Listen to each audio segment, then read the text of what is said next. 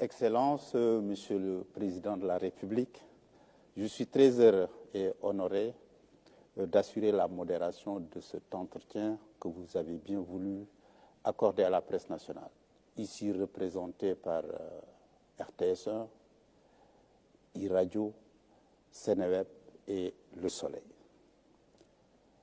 Monsieur le Président, Excellences, nous sommes à 4 jours du 25 février 2024 et les Sénégalais ne voteront pas ce jour. Les motifs, pour faire court, dès la validation des parrainages par le Conseil constitutionnel, on a noté une série de contestations de candidats dits spoliés de leur parrainage. Par la suite, le 20 janvier, le Conseil constitutionnel a validé la liste définitive avec 20 candidats. Un candidat invalidé pour fait de binationalité. À la suite de cette invalidation, il y a eu une levée de bouclier et des accusations contre le Conseil constitutionnel. Une commission d'enquête parlementaire mise sur pied pour élucider ces questions. Ensuite, coup de tonnerre, on découvre qu'une candidate parmi les 20 sur la liste validée avait une double nationalité. Le vendredi 2 février, le bureau de l'Assemblée nationale vous saisit d'une proposition de loi constitutionnelle pour le report de 6 mois de l'élection présidentielle. Le samedi 3 février, dans un message à la nation, après avoir pris acte de la proposition de loi du bureau de l'Assemblée nationale, vous prenez la décision d'abroger le décret convoquant le collège électoral pour le 25 février 2024. En conséquence, le processus de vote de la proposition s'est poursuivi à l'Assemblée nationale. Le lundi 5 février, l'Assemblée nationale adopte la proposition de loi constitutionnelle portant dérogation aux dispositions de l'article 31 de la Constitution de la République du Sénégal. Ce qui veut dire simplement que l'élection présidentielle prévue le 25 février 2024 est reportée au 15 décembre 2024. Vous avez aussi eu le jeudi 8 février des députés de l'Assemblée nationale et des candidats à l'élection présidentielle déposent un recours pour attaquer la loi et le décret devant le Conseil constitutionnel. Le jeudi 15 février, Excellence, le Conseil constitutionnel décide que la loi votée était anticonstitutionnelle et a annulé en même temps le décret abrogeant celui convoquant le corps électoral. Enfin, dans ses considérations, le Conseil constitutionnel a constaté que l'élection présidentielle ne pouvait se tenir à la date initialement prévue et a invité les autorités compétentes à l'organiser dans les meilleurs délais. Le vendredi 16 février, un communiqué de la présidence de la République mentionne votre engagement, je cite, à faire pleinement exécuter la décision du Conseil constitutionnel. Aujourd'hui, les Sénégalais sont dans l'attente de la suite des événements, notamment la nouvelle date de l'élection présidentielle. Vous avez aussi annoncé des concertations avec les forces vives de la nation. Votre mandat court jusqu'au 2 avril. Aujourd'hui, les Sénégalais attendent des explications, que vous fassiez la lumière sur ces faisceaux de faits. Et je suis avec mes frères et consoeurs du Soleil, de la RTS, de iRadio et de Seneweb. Cet entretien est diffusé en direct sur toutes les plateformes de la RTS, naturellement sur iMédia et Seneweb, mais un signal clair, sans logo, est disponible sur le canal 5 de la TNT et sur le canal 215 de Canal 7. Excellence, vous avez la parole. Je vous remercie, M. Racine Talla, tout comme je remercie vos confrères et consoeurs du Soleil, de RTS, de E-Média ou E-Radio et de Sénéweb. Et je voudrais surtout remercier nos compatriotes d'ici et d'ailleurs pour ce moment de communication important dans la vie de notre nation. Je vous remercie pour le rappel chronologique que vous avez fait depuis le début du processus électoral, surtout dans sa phase validation des parrainages, validation des candidatures et tout ce qui a suivi depuis lors. Donc je n'aurai pas besoin, outre mesure, de revenir sur ces faits qui ont été les causes, en réalité, de ce qui est arrivé par la suite. Ce qui est arrivé par la suite n'étant que la conséquence des causes que vous aviez bien indiquées. Alors, je suis à votre disposition pour répondre à toutes vos questions.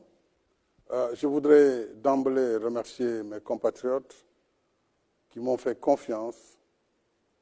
Depuis 2012, j'ai été élu à la tête du pays pour un mandat de 7 ans, renouvelé en 2019. J'ai prêté serment, en effet, le 2 avril 2019, ce qui fait que le 2 avril 2024 sera le terme de mon mandat à la tête du pays et la fin de ma relation de contrat avec le peuple sénégalais en tant que président de la République. Je voudrais que ce débat soit clairement tranché. C'est un débat qui n'aurait pas eu lieu d'ailleurs, qui n'a pas lieu d'être, mais comme malheureusement dans notre pays, tout le monde est expert en tout et qu'on a voulu non seulement me faire un procès sur des intentions de faire un troisième mandat. Ce troisième mandat, on a vu que je n'en étais pas candidat. On a dit que je voulais rester à la tête du pays et je dis ici très clairement et très nettement que le 2 avril, ma mission se termine à la tête du Sénégal. Au moins, il faut que cela soit très clairement étayé. Maintenant, le reste du débat, nous pourrons revenir aux besoins sur les différentes étapes par rapport à l'ensemble des aspects que vous venez d'évoquer. Merci, Monsieur le Président de la République. Donc, je demanderai donc à mes confrères et consoeurs de bien vouloir leur poser leurs questions. Madame Mariama, et chacun déclinera son identité et l'identité de son organe de presse. Bonsoir, Monsieur le Président de la République. Bonsoir. Je suis Mariama Dramé, journaliste présentatrice à la RTS.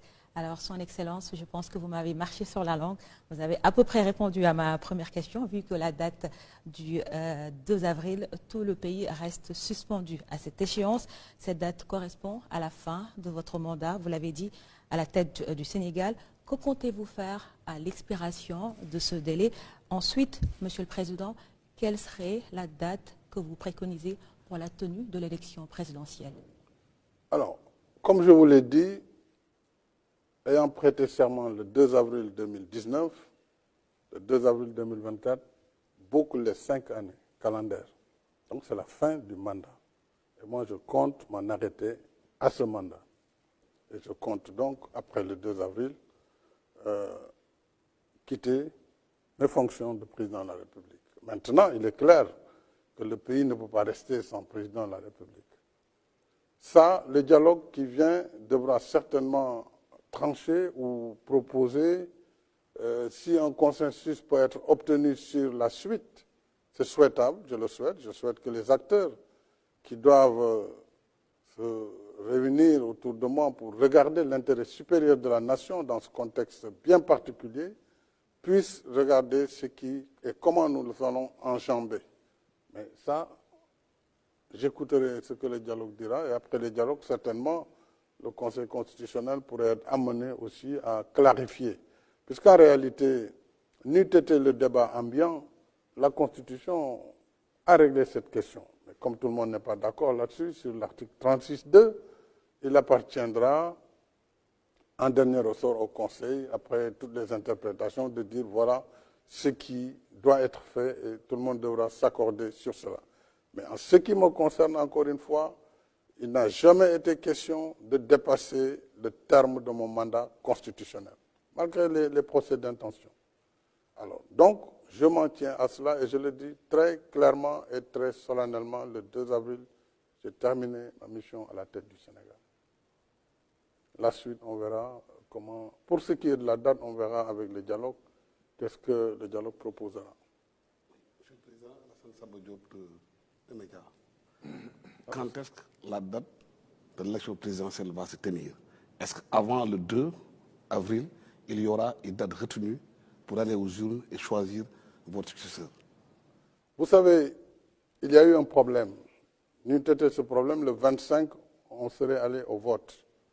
Si on avait voté le 25, il est clair qu'avant le 2 avril, tout le processus électoral allait être terminé et donc il n'y aurait eu aucune difficulté à ce que le nouveau président élu à partir du scrutin du 25 février puisse prêter serment le 2 avril.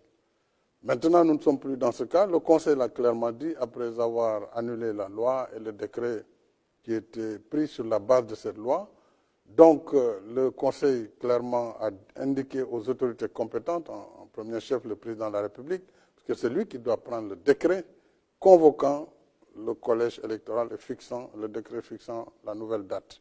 Mais ce décret ne peut être pris avant que la concertation nationale ne se réunisse. Et j'ai convoqué cette concertation nationale le lundi. Et je pense que sur 2 jours maximum, lundi prochain, c'est le lundi 26, on devrait, entre lundi et mardi, terminer, puisqu'il n'y a pas beaucoup de sujets en réalité qui doivent être traités. Quelle date pour l'élection et qu'est-ce qu'il faut faire sur l'après 2 avril.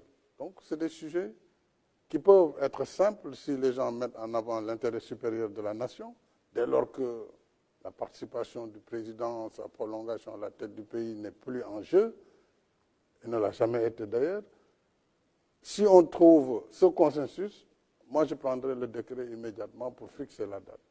Si le consensus n'est pas trouvé, je renverrai l'ensemble au niveau du Conseil constitutionnel en ce moment qui avisera.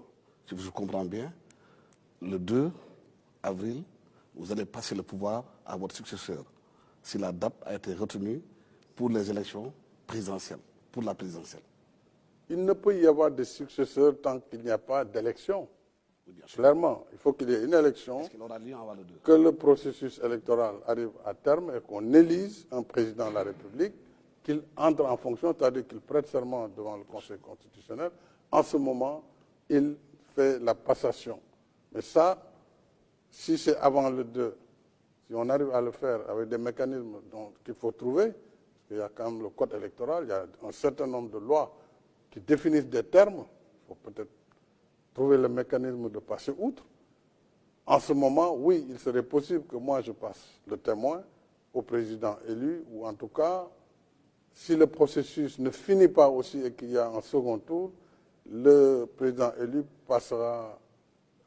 prendra le témoin du président qui fera cette transition entre le 2 avril et la date de l'élection et l'installation du nouveau président. Parce que la contestation au niveau des... Contestation. Oui, juste une petite question pour préciser. La parole elle est partagée, Monsieur Alassane Samba Diop. Et comme on l'a dit aussi tout à l'heure lorsqu'on préparait l'émission, cette première série de questions est consacrée à la fin du mandat, le 2 avril. Qu'est-ce qui va se passer? Monsieur Yakham, vous avez la parole. Merci, Racine Talla. Bonsoir, Monsieur le Président de la République. Bonsoir, Yakham. Monsieur le Président de la République, nous sommes le 22 février 2024. Au 2 avril, il se passera 40 jours d'ici là. Est-ce que pensez-vous, croyez-vous qu'il soit possible qu'en 40 jours, qu'on puisse organiser un dialogue, s'accorder sur quand et comment tenir la présidentielle pour qu'au lendemain du 2 avril, c'est-à-dire le 3 avril, qu'il n'y ait pas un vide que tout un chacun peut appréhender. Vous savez, en ce moment précis, il ne m'appartient pas de dire voilà la date tant que les forces vives. Et parmi ces forces vives, vous avez les candidats. Il y a plusieurs types de candidats. Nous avons la série des candidats déjà validés dans le processus antérieur, la série des candidats dits spoliés de leur parrainage qui ne sont pas d'accord et d'autres qui ont été éliminés. Ça, ce sont les premiers acteurs. Les autres acteurs, ce sont les partis politiques, la société civile, les religieux, comme nous avons toujours considéré ce qu'on a appelé les forces vives de la nation, et qui, à chaque fois, le secteur privé, d'ailleurs, les syndicats et autres. Mais lorsque ces assises vont se tenir lundi, on verra, compte tenu du contexte et du risque de vacuité après le 2, que les gens mettent en avant encore une fois la République, le pays, sa stabilité, pour voir est-ce qu'on peut d'ici le 2 finir le processus. Je ne le pense pas, mais ce n'est pas ce qui est essentiel. Mais pour le faire, par quels moyens il faut passer? Parce qu'il faudra passer par des raccourcis si on veut tenir absolument à faire l'élection avant le 2. Il y a le code électoral qui fixe des délais, c'est la loi, ce sont des délais légaux. Alors tout cela nécessite justement ce dialogue. S'il y a un consensus au cours du dialogue, mais le consensus va prévaloir. En ce moment, on pourra passer outre les lois qui fixent les délais. Si le dialogue indique par contre qu'on ne doit pas se précipiter au point de faire des erreurs et d'aboutir à une élection qui peut aussi avoir des tares, en ce moment aussi, dans des délais les meilleurs, ils fixeront la date de l'élection. Ils indiqueront les propositions pour la date de l'élection. En ce moment, si c'est un consensus, là aussi le président il fixe par décret rapidement. Je veux faire la dichotomie clairement entre l'élection et la fin du mandat. C'est deux choses liées mais qui sont différentes. Le 2 avril, le président il finit son terme, c'est clair, il n'y a pas de discussion là-dessus. L'élection peut se tenir avant ou après le 2.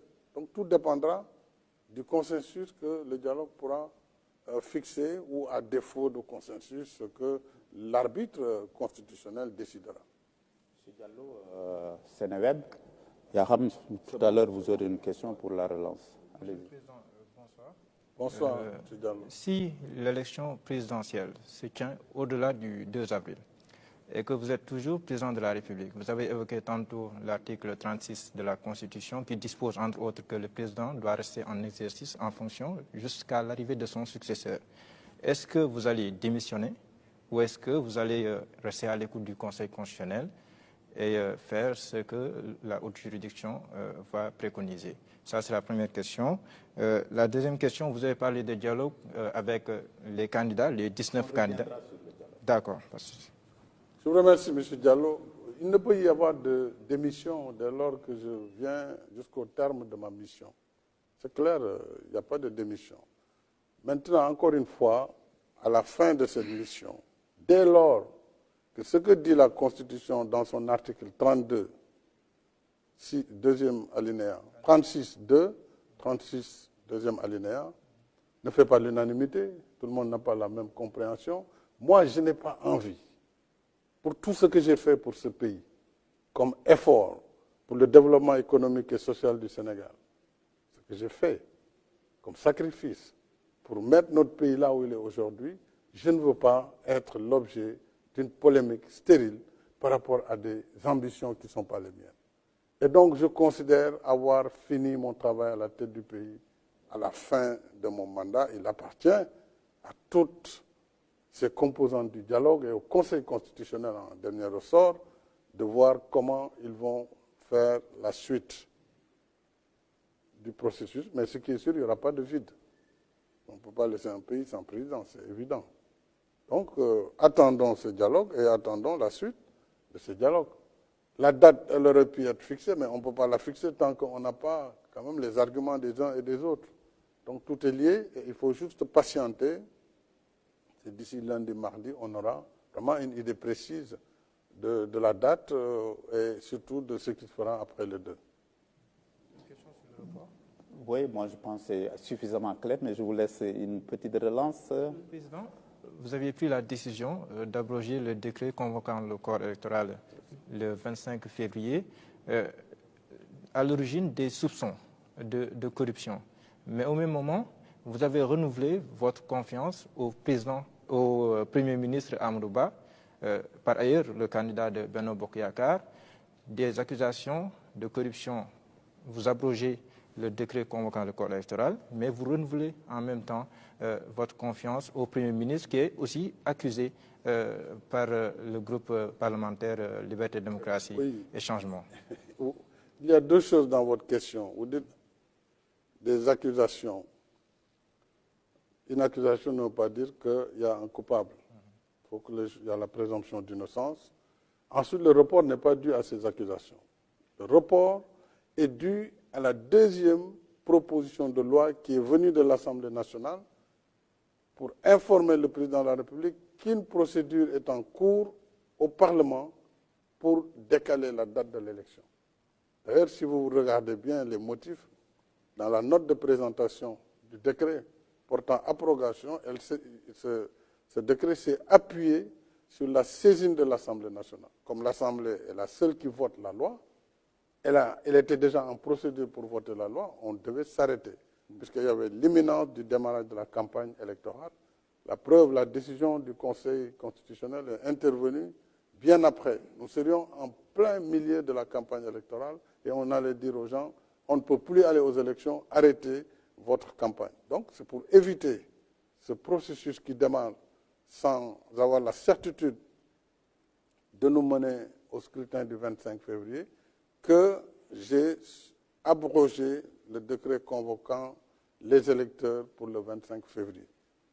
Alors, donc la question de la confiance ou de la présomption d'innocence, ça n'a rien à voir avec le décret qui a été pris. Donc ça, c'est un volet politique qu'il faut séparer de cette question institutionnelle. Merci, Président. Mariama Dramé, RTS. Alors, Monsieur le Président, vous parliez tantôt de dialogue. Est-ce qu'on va voir les contours de ces concertations? Qui va y participer? Est-ce que ces acteurs ont donné leurs accords? Oui, le dialogue en premier chef, je vous ai dit, c'est d'abord les acteurs politiques, parce que c'est un dialogue politique, et à travers les acteurs politiques, vous avez des candidats, les candidats qui ont été dans ce processus, tous les candidats, et les candidats qui en dernier ressort ont été validés, mais également les autres qui sont des candidats, il faut tenir compte aussi de leur avis, ne pas les négliger ni les mépriser. Il y a comme acteurs les partis politiques, la majorité, l'opposition, les non-alignés et aussi la société civile qui est un acteur vivant de la scène politique sénégalaise et les forces vives. Donc, comme nous l'avons fait, ce n'est pas la première fois qu'on tient un dialogue. D'ailleurs, il y a quelques mois, nous avons fini les conclusions d'un dialogue antérieur. Il me semble que les candidats ont exprimé la volonté de répondre à ce dialogue et de répondre au président de la République, tous les types de candidats. Et il y a également les partis politiques qui sont, à mon avis, prêts à venir discuter, parce qu'il faut bien qu'on discute. Parce qu'aujourd'hui, c'est le seul dialogue qui peut nous permettre de dépasser cette situation. Donc on peut dire aujourd'hui que tous les candidats acceptent de venir dialoguer? Oui, à ma connaissance, oui. Je ne connais pas de candidat qui refuse le dialogue. Il y en a un en prison. Oui. Est-ce que des dispositions sont prises pour qu'ils puissent être libres et participer au dialogue?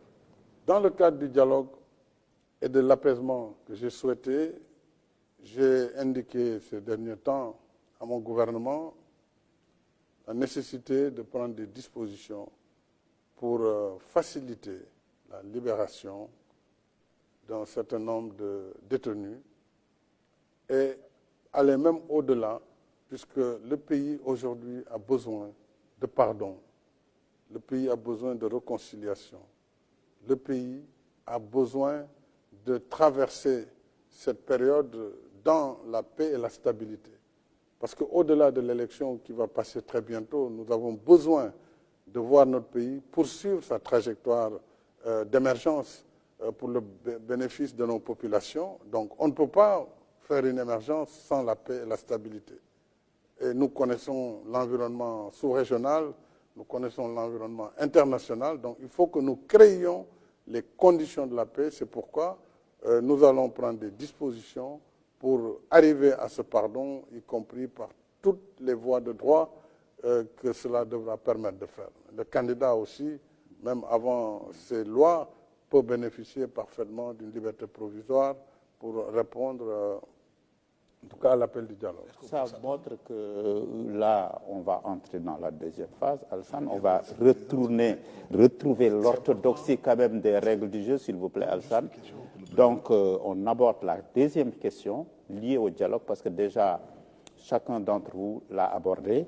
Et je donne la parole à Yaham, c'est ça qu'on avait retenu ensemble. Et après, je vous donne la parole, Alassane. Monsieur le Président, parlant de dialogue, vous avez réaffirmé votre volonté d'y aller à nouveau. Et parlant de libération, est-ce qu'on peut penser que ceux qui seront libérés, il ne s'agira que de candidats dans les liens de la détention pour autre chose que des faits politiques, ou bien de potentiels candidats ou des candidats ou d'autres figures politiques qui sont dans les liens de la prévention à ce jour? Vous savez, j'ai toujours dit que j'appelle à un dialogue inclusif.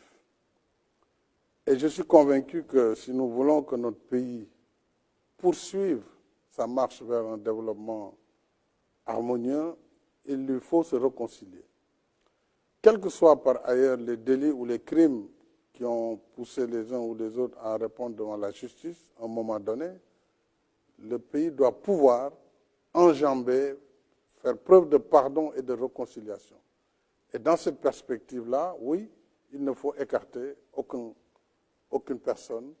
Et dès lors qu'on peut arriver à l'effacement de faits, en ce moment, bien sûr, toutes les personnes impliquées ou arrêtées dans ce cadre pourront bénéficier de ces mesures de clémence et de ces mesures de pardon et de réconciliation nationale. S'il vous plaît, Monsieur le Président de la Oui, République. Monsieur le Président de la République, est-ce que vous n'êtes pas opposé ou vous n'avez pas d'objection à ce que, par exemple, une personnalité politique comme Ousmane Sonko retrouve la liberté?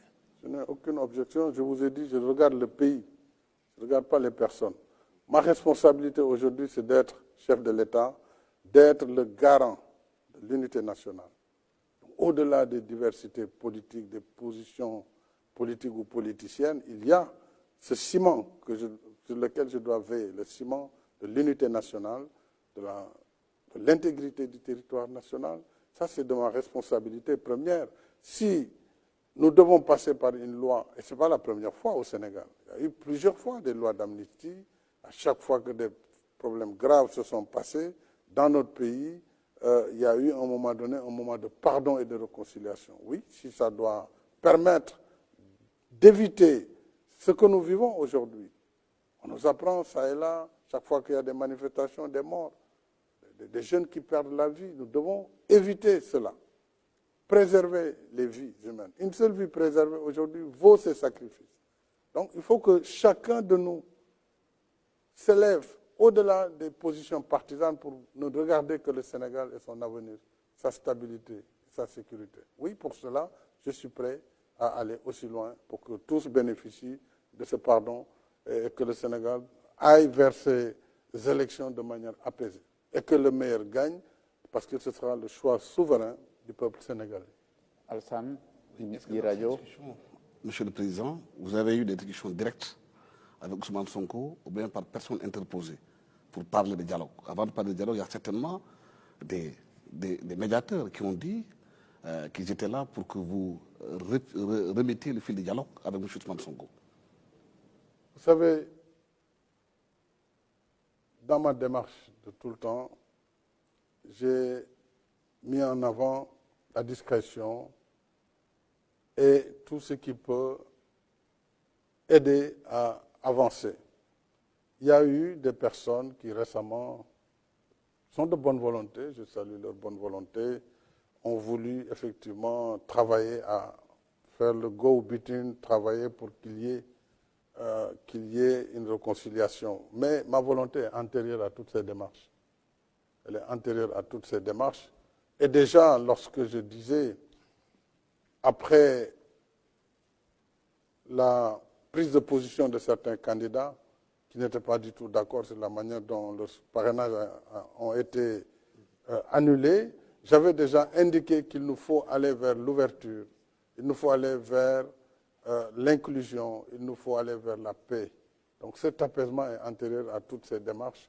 Donc c'est quelque chose de constant et cela devrait permettre des prises de contact qui peuvent être directes, indirectes. Ils ne peuvent être d'ailleurs qu'indirectes parce que cela a permis en tout cas de pousser vers la direction qui est celle que je voulais imprimer, qui est celle du pardon et de la réconciliation. Mariama? Alors, Monsieur le Président, vous avez tantôt parlé d'effacement de faits. Qu'entendez-vous par effacement de faits, ces mesures de grâce ou amnistie? Oui, vous savez, la grâce et l'amnistie sont deux choses différentes parfois qui se ressemblent mais qui sont très différentes. Notre Constitution consacre en son article 47 que le président de la République a le droit de faire grâce. Chaque année, je gracie près de 2000 personnes qui sortent des liens de la prison, de la prévention. Et ça, c'est le droit de grâce, mais la grâce ne peut être donnée qu'à la fin du processus judiciaire. Il faut que tout le processus judiciaire soit terminé et que la chose soit bien jugée pour que le président prenne grâce et permette à la personne condamnée de sortir de prison, etc. L'amnistie, elle est obtenue par une loi. Donc c'est l'Assemblée nationale qui vote l'amnistie, ce n'est pas le président de la République. Le président peut exprimer une volonté, faire un projet de loi qui va à l'Assemblée. Ce sont les députés qui votent l'amnistie. Et l'amnistie ne s'adresse pas aux personnes, même si des personnes en bénéficient. L'amnistie s'adresse aux faits et efface les faits. Pour dire, nous voulons oublier. Nous voulons oublier, c'est pénible, mais il nous faut aller de l'avant.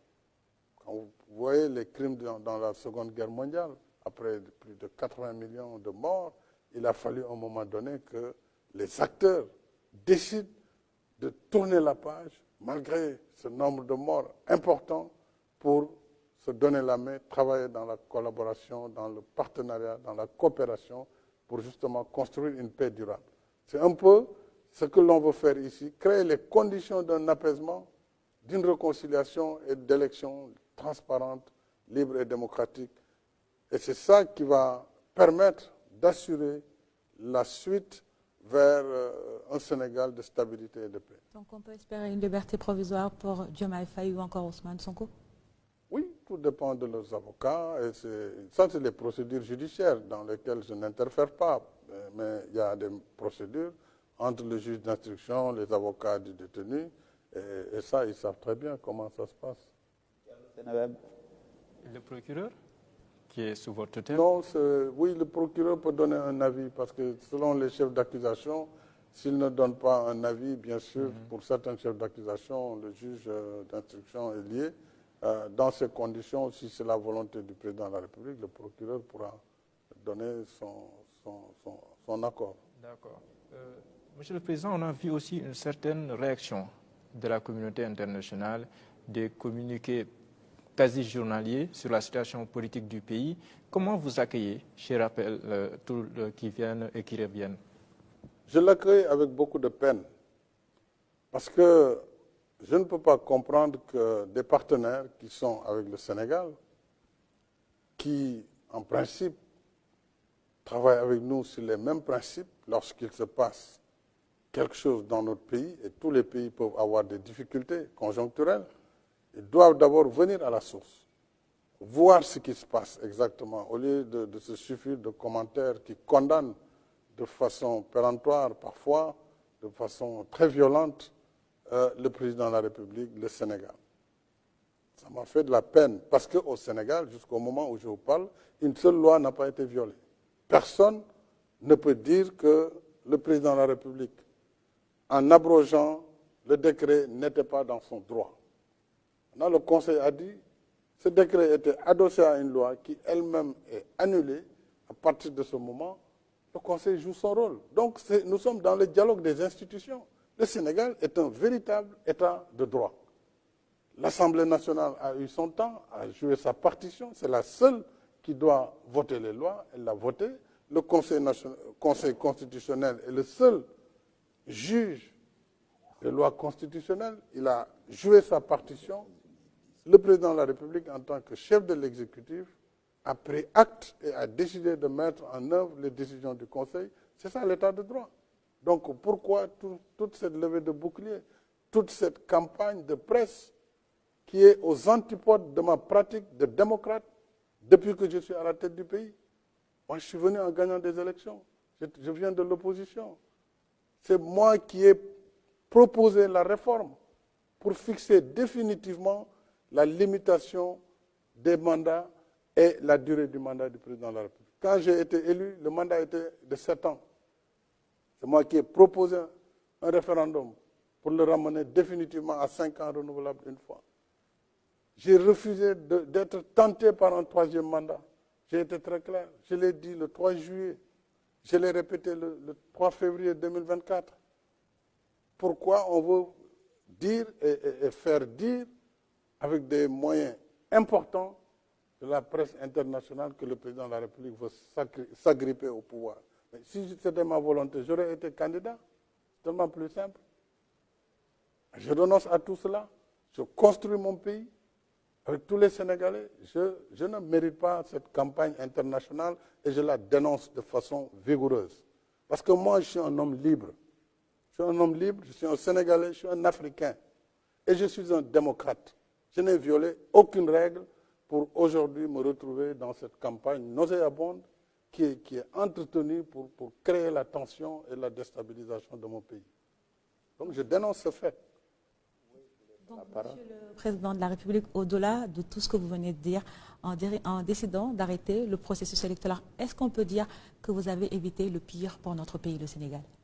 Je suis convaincu que si nous avions continué en fermant les yeux sur ce qui était en train de se faire, nous pourrions le regretter. Dieu seul sait et l'histoire pourra nous juger par rapport à ce qui s'est passé et par rapport aux actes qui ont été posés.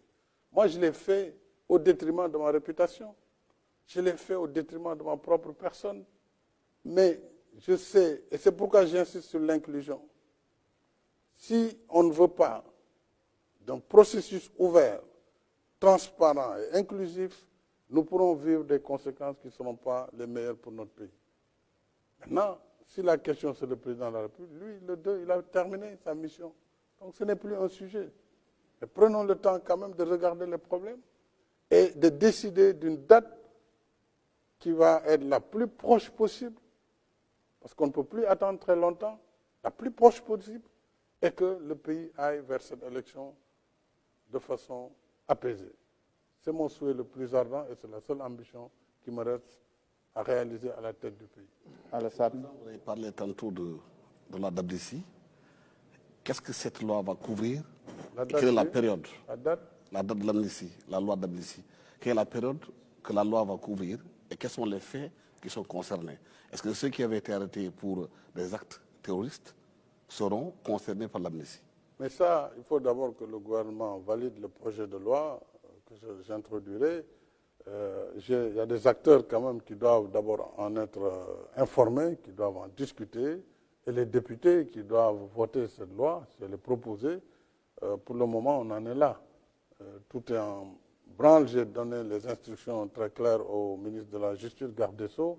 Le gouvernement y travaille, le Premier ministre et l'ensemble du gouvernement, et nous allons aussi travailler au plan politique avec les groupes parlementaires, et après, tout ça peut aller très vite. Pour le moment, on en est là. Lundi prochain va s'ouvrir le dialogue national. Oui. Combien de temps va en prendre le dialogue? 2 mois, 3 mois, Non, un non, mois, non, 5 le jours, dialogue, une journée? le dialogue, je pense, sur 2 jours, il doit être fini. Parce qu'on ne vient pas pour discuter de tout, on vient pour discuter de la date de l'élection. On vient pour discuter de l'après 2 avril, comment on va faire, c'est tout. La date de l'élection dépendra justement des positions à concilier entre ceux qui veulent absolument une élection juste avant le 2, et on verra comment, et ceux qui pensent qu'il faut aller au-delà, mais dans tous les cas avant le mois de juin, ou en tout cas avant l'hivernage, ça c'est clair. Donc ça, c'est le sujet du dialogue. Donc voilà les sujets. On ne va pas parler d'autre chose. C'est bien campé. Mais il n'est pas question de revoir le processus. Le dialogue, Ce sera avec les mêmes le candidats. dialogue s'en saisira. Ce sera avec les mêmes candidats ou on peut rebattre les cartes comme on le dit de manière triviale? Justement, c'est ce que je viens de vous dire. Ce sont les sujets sur lesquels le dialogue national devra donner des indications. Et s'il n'y a pas d'accord, le Conseil constitutionnel pourra donner un avis. Est-ce qu'il se fera ce dialogue-là avec juste ceux qui ont accepté la décision du Conseil constitutionnel?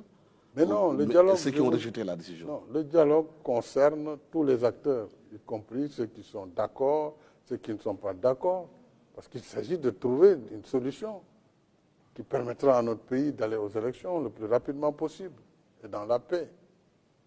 Donc tous les acteurs sont concernés. Voilà, donc je pense que nous avons déjà fait plus de 30 minutes. On a abordé la question du 2 avril, fin du mandat officiel du président de la République. Il a clairement exprimé sa position là-dessus.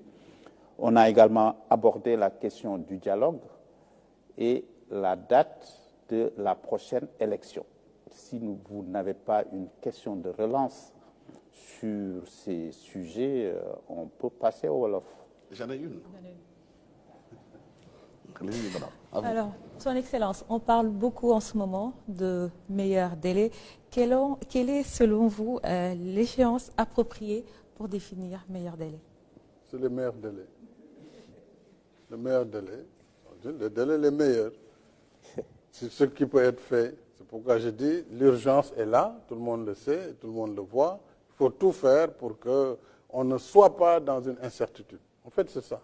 Il faut qu'au sortir du dialogue, mardi, qu'on ait une date.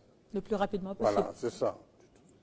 On peut le dire le plus rapidement possible, les meilleurs délais. Bon, donc ça, c'est du français, chacun comprend comme il peut.